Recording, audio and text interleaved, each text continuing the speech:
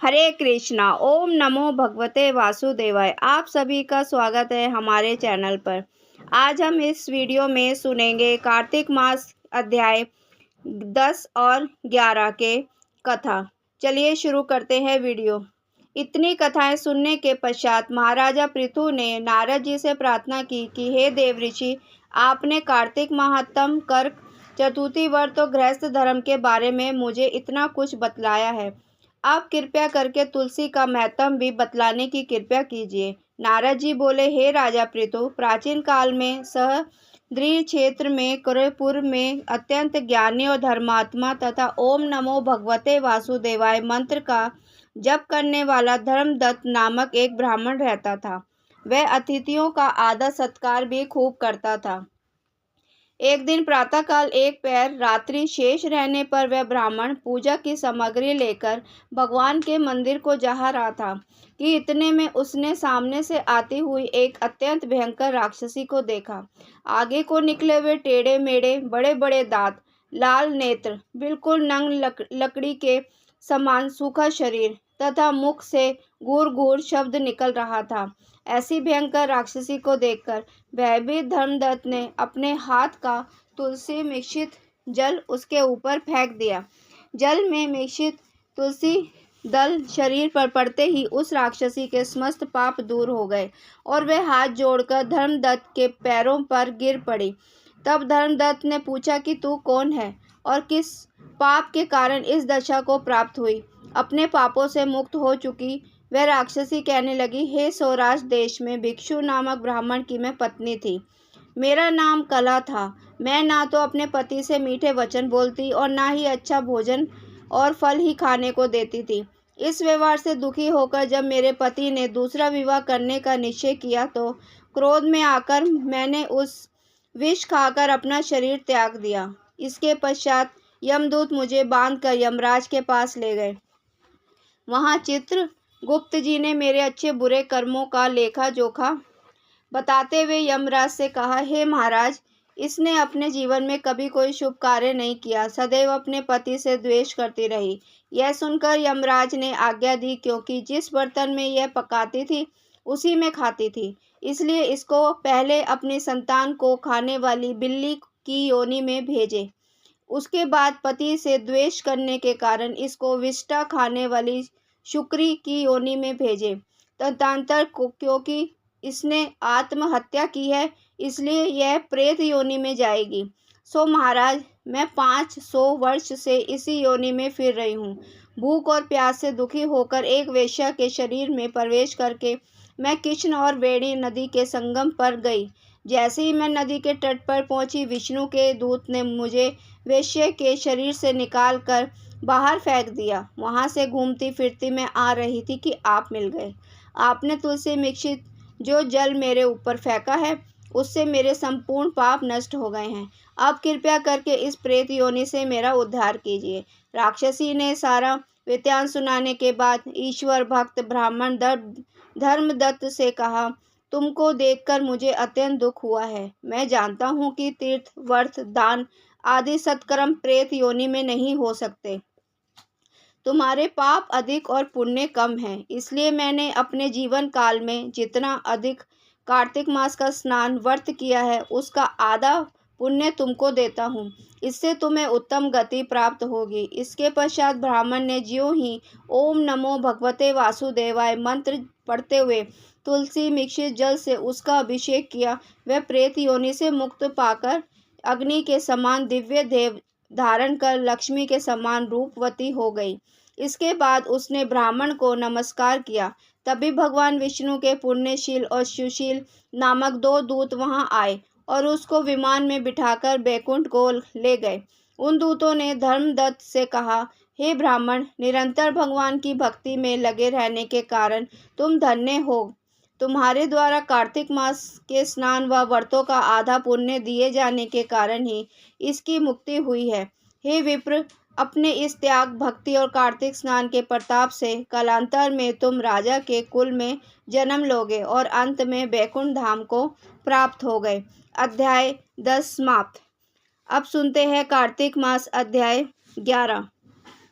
राजा पृथु ने हाथ जोड़कर देव ऋषि नारद से कहा, हे महाराज, अब भगवान की पूजा का महात्म सुनाने की कृपा कीजिए। तब नारद जी बोले कि हे राजा पृथु, जो मनोविनोद में भी भजन करता है उसको परम पद प्राप्त होता है। जो श्रद्धा युक्त होकर भजन करता है उसके महात्म का वर्णन नहीं किया जा सकता। इस संबंध में मैं एक अति प्राचीन इतिहास सुनाता हूँ, ध्यान पूर्वक सुनो। नारद जी ने कहा, कलिंद पर्वत पर दिग्रपुर नामक नगर में सुबाहु नाम का एक अत्यंत धर्मात्मा राजा राज्य करता था। वह प्रजा का पुत्र के समान पालन करता था। उसके धूम्रकेश नाम का एक पुत्र था जो अत्यंत दुराचारी पर स्त्रीगामी चोर तथा जुआरी था। पुत्र के दुराचरणों को देखकर राजा सुबाहु ने उसे अनेक बार ताड़नाएं दी, परंतु वह किसी प्रकार नहीं माना। एक दिन खेलते हुए उसकी गेंद छोटी रानी के महल में जा गिरी। जब वह गेंद लेने के लिए महल में गया तो उसकी विमाता छोटी रानी उस पर मोहित हो गई। उन दोनों ने कमादा होकर भोग विलास किया। जब राजा को इस बात का पता चला तो राजा ने धूम्रकेश को प्राण दंड तो नहीं दिया, परंतु उसे अपने राज्य से बाहर निकाल दिया। अब राजकुमार वन में रहकर प्रतिदिन मांस मंदिरा खाता पीता और रात्रि को वेश्याओं के यहाँ निवास करता। चोरी आदि करके जो भी धन यह प्राप्त करता सब वेश्याओं को दे देता। इस प्रकार अनेक वर्ष व्यतीत हो गए। एक समय वह भटकते भटकते वृंदावन में पहुंचा। वृंदावन में धूम्रकेश के सत्यव्रत नामक एक परम विष्णु भक्त को देखा, जो अपना घर बार छोड़कर कार्तिक मास में वृंदावन में रहकर भगवान का पूजन करता तथा केवल कंदमूल का फल खाता। वह भक्त प्रतिदिन भगवान से प्रार्थना करता कि हे भगवान, इस दुखी रूपी संसार में डूब रहे मुझ दीन की आप रक्षा करें। मैं राधा जी सहित आपको बारंबार नमस्कार करता हूँ। प्रेम मगन होकर वह कभी कभी रोने, कभी गाने, कभी नाचने लगता। धूम्रकेशी ने उस भक्त की जब ये क्रियाएं देखी तो रात्रि को वेश्या के घर जाकर मिट्टी की एक मूर्ति बनाकर वैसे ही सब कृत्य किए। अंत में स्तुति आदि करके वेश्या के घर में ही सो गया। देवयोग से राजा के दूत उसी समय वहां आ गए और उसके हाथ में धूम्रकेश मारा गया। यमदूत आपको महापापी समझकर मारते हुए पकड़कर यमराज के पास ले गए। धूम्रकेश को देखते ही यमराज अपने सिंहासन से खड़े हो गए और पाद आदि लेकर उसका सत्कार किया। फिर अपने दूतों को फटकारते हुए कहा, तुमको धिक्कार है, जब तुमसे यह आज्ञा दी हुई है कि तुम्हें आज्ञा दी है कि विष्णु भक्तों को यहाँ पर मत लाओ, फिर धूम्रकेशु को यहाँ पर क्यों लाए? उसने कार्तिक मास का व्रत वृंदावन धाम में चाहे हास्य ही में किया, फिर भी यह वैकुंठ में जाने का अधिकार है। वैकुंठ में भेजने के पूर्व यमराज ने धूमकेतु को अपने निकट बिठाकर कहा, भगवान की भक्ति 9 प्रकार की है। उनकी कथा सुनने से राजा परीक्षित, कीर्तन में शुक, स्मरण से प्रहलाद, पाद सेवा से लक्ष्मी, पूजा से पृथु, वंदना से अंकुर, दास्य भाव से अर्जुन, आत्मनिवेदन से राजा बलि जिस प्रकार परम पद को प्राप्त हुए हैं, उसी प्रकार चाहे हास्य से तुमने भगवान की पूजा की, मगर फिर भी तुम स्वर्ग के अधिकारी हो। यद्यपि अपने जीवन में किए गए पापों दुष्कर्मों के कारण तुम घोर नरक के अधिकारी थे, परंतु क्योंकि तुमने कार्तिक मास में भगवान की पूजा की है, अंततः अब निश्चय ही तुम्हें वैकुंठ प्राप्त होगा। कार्तिक मास में की गई भगवान की पूजा निरर्थक नहीं जाती। जहाँ पर भगवान शालिग्राम है वहीं पर गंडकी नदी तथा अन्य तीर्थ है। धूम्रकेशी को शास्त्रों का कुछ भी ज्ञान नहीं था। अंततः उसने हाथ जोड़कर यमराज से पूछा, हे स्वामी भगवान, सब नदियों को छोड़कर गंडकी को कैसे प्राप्त हुए? कृपया करके मुझे बतलाओ। यमराज ने कहा, किसी समय वेदशिरा नामक स्त्री ऋषि सब लोगों के हित की कामना से गंगा जी के तट पर तपस्या कर रहे थे। उनके इस घोर तप से भयभीत होकर इंद्र ने ऋषि की तपस्या भंग करने के लिए मंजू घोषा नामक की अप्सरा को भेजा। मंजू घोषा उस रमणीक स्थान से में कीड़ा करती हुई अपने रूप और यौवन का प्रदर्शन करके हाव भाव दिखाने लगी। फिर उसी स्थिति में उसने मुनि के चरणों का स्पर्श किया और उनके रोमांच खड़े हो गए। तत्पश्चात मुनि को अपने वशीभूष जान मंजू घोषा ने अपनी दोनों भुजाएं उनके गले में डाल दी। तब क्रोधित होकर मुनि ने श्राप दिया कि तुम मुझे इस संसार सागर से डालने को उद्यत हो, इसलिए नदी बन जाओ। न मुनि का श्राप सुनकर मनु घोष रोने और बिलखने लगी। उसने प्रार्थना करते हुए मुनि से कहा, हे मुनि, मैं श्राप के योग्य नहीं हूँ, आप मुझे क्षमा करें।